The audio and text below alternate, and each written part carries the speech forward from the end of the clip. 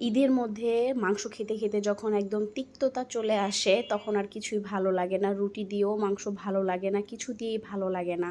তো এই যে সকালে আজকে আমি রুটি দিয়ে ভাজি খাবো।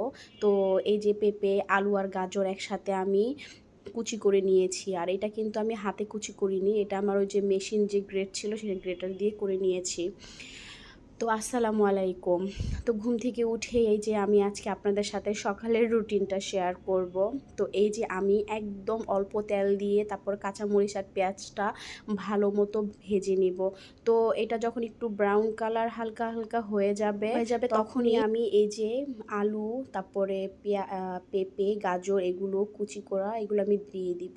তো এই ভাজিটা কিন্তু একদম সাদামাটা, কিন্তু খেতে কিন্তু খুবই অসাধারণ। আর আমি এই যে দেখছেন এগুলা কিন্তু গ্রেডের যেটা বলে সেটা দিয়ে আমি কুচিয়ে নিয়েছি। তো এই যে লবণটা এখন স্বাদ মতো দিয়ে দিব।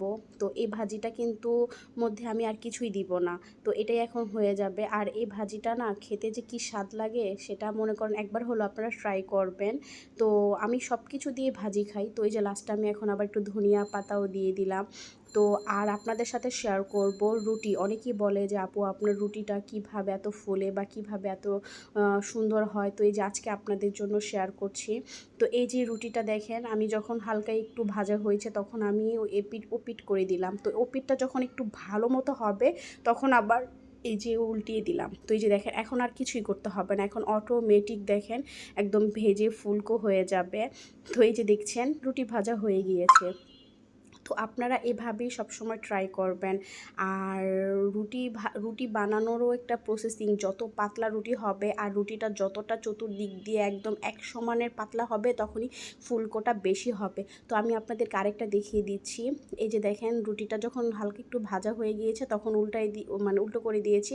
তারপর ওই পিঠটা যখন একদম ভালো হয়ে যাবে তখন আবার উল্টো করে দিব। আর ভাজার এই যে অলমোস্ট হয়ে গেছে, এখন শুধু ফুলার অপেক্ষায়।